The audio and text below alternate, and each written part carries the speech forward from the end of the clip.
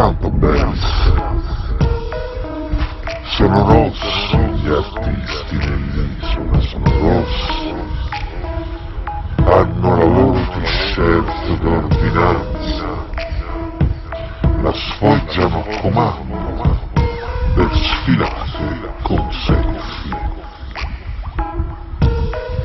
che con ipocrisia loro chiamano manifestazioni. Nello specchio cromatico sono complementari al verde di Salvini, lo ricordano e parlano come lui. Io non sono sardo, sono italiano. Tutti sardi fuori dall'isola, tutti della loro vita quando sono a casa e raccontano di essere artisti internazionali, strumenti internazionali di servitù culturale, schiavi che si vendono alla propaganda politica al comando del capo tribù politico, si rendono e svendono al migliore offerente, suonano pietre, scrivono poesie, dipingono, scolpiscono, scrivono romanzi, sono ironici, sono iconici, fanno di tutto per chi offre di più. Si offrono e soffrono via social network, si dichiarano figli del popolo chiedendo la carità via crowdfunding, altrimenti chi li acquista? Chi li nutra? La fama necessita di manifestare a tutti quanto si ha fame. La fama avrà per loro il solito stanco rituale, l'autocelebrazione dell'ego, sacrificato sull'altare della comunità.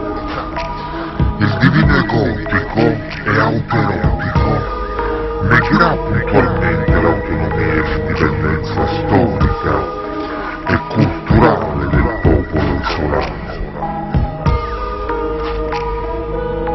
Il mercato urla con i propri miti il popolo servo del servo che serve a stupidirlo. Il mercato con complice lo Stato nega agli artisti quelli che sarebbero potuti essere. Il mercato con complice lo Stato nega agli artisti quello che sarebbero potuti essere. Saranno sempre artisti ignoranti e subordinati allo Stato. Artista con valigia di crowdfunding che si ritroveranno a cantare: stamattina mi son svegliato, oh bella ciao, bella ciao, bella ciao, ciao, ciao, stamattina mi son svegliato per trovarmi io invasor.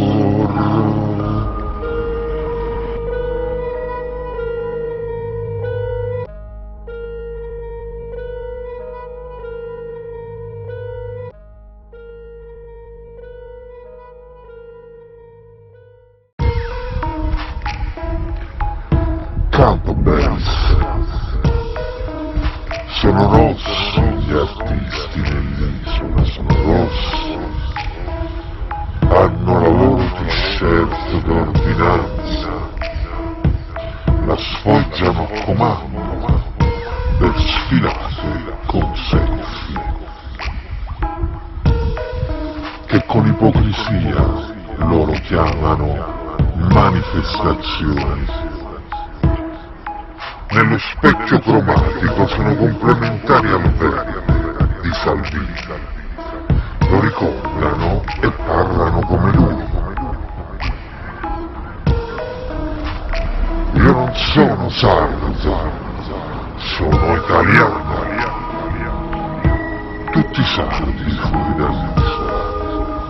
tutti della loro vita quando sono a casa e raccontano di essere artisti internazionali, strumenti internazionali di servitù culturale, schiavi che si vendono alla propaganda politica al comando del capo tribù politico.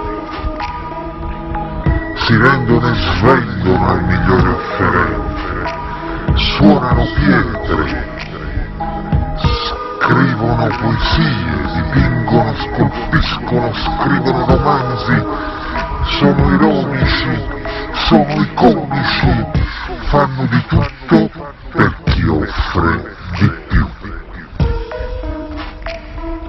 Si offrono e soffrono via social network. Si dichiarano figli del popolo chiedendo la carità via crowdfunding, altrimenti chi li acquista? Chi li nutra? La fama necessita di manifestare a tutti quanto si ha fame. La fama avrà per loro il solito stanco rituale, l'autocelebrazione dell'ego, sacrificato sull'altare della comunità. Il divino egotico e autoerotico negherà puntualmente l'autonomia e l'indipendenza storica e culturale del popolo isolano. Il mercato urla con i propri miti il popolo servo del servo che serve a stupidirlo.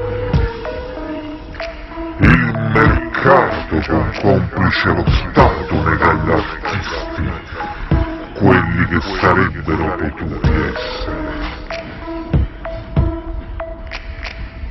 Il mercato con complice lo Stato nega agli artisti quello che sarebbero potuti essere. Saranno sempre artisti ignoranti e subordinati allo Stato. Artista con valigia di crowdfunding che si ritroveranno a cantare: stamattina mi son svegliato, oh bella ciao, bella ciao, bella ciao, ciao, ciao. Stamattina mi son svegliato per trovarmi io il vaso